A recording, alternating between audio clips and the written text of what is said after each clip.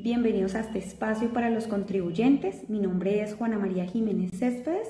Soy contadora pública de séptimo semestre de la Corporación Universitaria Minuto de Dios y el día de hoy estaré compartiendo mis conocimientos tributarios adquiridos.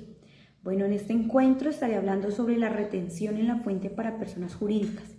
Inicialmente recordemos qué son las personas jurídicas. Acá tenemos un pequeño concepto que nos dice que es una empresa que ejerce sus propios derechos y cumple sus obligaciones. Recordemos que para identificar una persona jurídica podemos determinarlo por su NID, ya que empieza habitualmente con el número 8 o 9 y siempre contará con 9 dígitos y un número de verificación, así como el ejemplo que tenemos a continuación en la diapositiva. Tenemos un NID número 901-231-744-0. Ahora debemos tener muy claro y tener muy en cuenta el término de retención en la fuente. ¿Qué es la retención en la fuente? Tenemos un pequeño concepto que nos dice que la retención en la fuente es un mecanismo mediante el cual las entidades o personas jurídicas están obligadas a descontar una parte de los pagos que se realizan a terceros y entregarlo directamente a la administración tributaria, en este caso la DIAN. Como podemos observar, la retención en la fuente es una herramienta de recaudo anticipado que utiliza el Estado para ciertos impuestos y su aplicación requiere de un conocimiento de bases, tarifas, distinción de régimen y cuantías mínimas.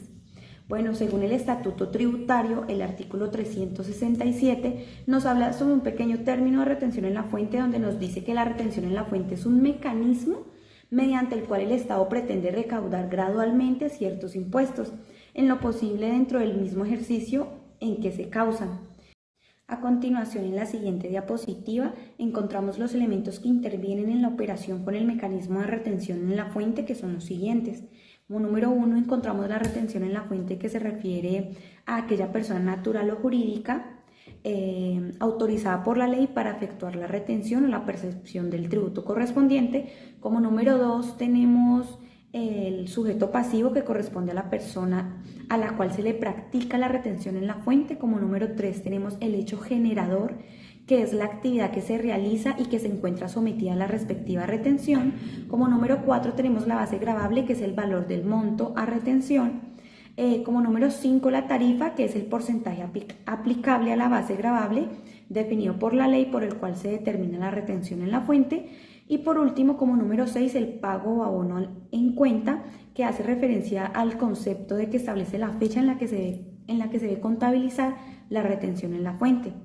Bueno, aquí encontramos una gráfica donde se puede analizar el mecanismo más a detalle de la retención en la fuente.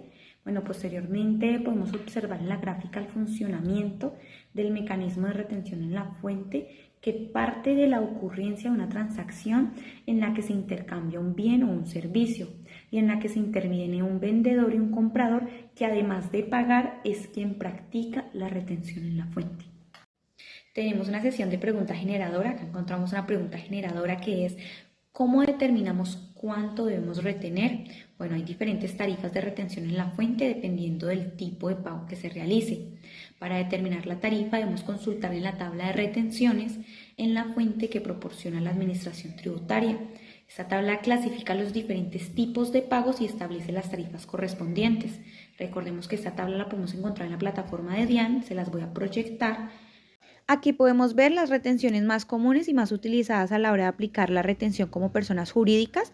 En la primera columna se observa el concepto de retención. Aquí debemos tener en cuenta las personas declarantes y no declarantes.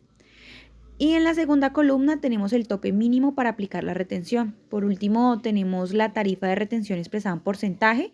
Un ejemplo muy rápido es que nosotros como empresa realizamos una compra de 500.000 pesos y pues aquí podemos observar que para una persona declarante el tope mínimo de la retención es de 1.145.000 pesos con una tarifa del 2.5. Como nuestra compra no supera ese tope, entonces no se le va a realizar la retención, ya que no cuenta con la base suficiente. Bueno, continuamos con las preguntas generadoras. Como siguiente pregunta tenemos: ¿y qué sucede si no cumplimos con nuestras obligaciones? Bueno, eso es una pregunta muy importante, ya que si no cumplimos con las obligaciones de retención en la fuente podemos enfrentarnos a sanciones y multas por parte de la Administración Tributaria. Como siguiente pregunta generadora tenemos: ¿Qué debemos hacer con el dinero retenido? Bueno, el dinero retenido debe ser registrado adecuadamente en nuestra contabilidad y posteriormente ser declarado y pagado a la administración tributaria en los plazos establecidos. Como siguiente pregunta generada tenemos: ¿cómo se declara y se paga la retención en la fuente? Bueno, la retención en la fuente se declara y se paga a través del formulario 350, que es una declaración de retención en la fuente. Este formulario se presenta mensualmente y se debe pagar antes del vencimiento del plazo. Recordemos que este formulario lo encontramos en la plataforma DIAN. Bueno, ya damos finalizado este espacio. Espero que haya sido de total agrado y que hayan ampliado sus conocimientos tributarios. Muchísimas gracias.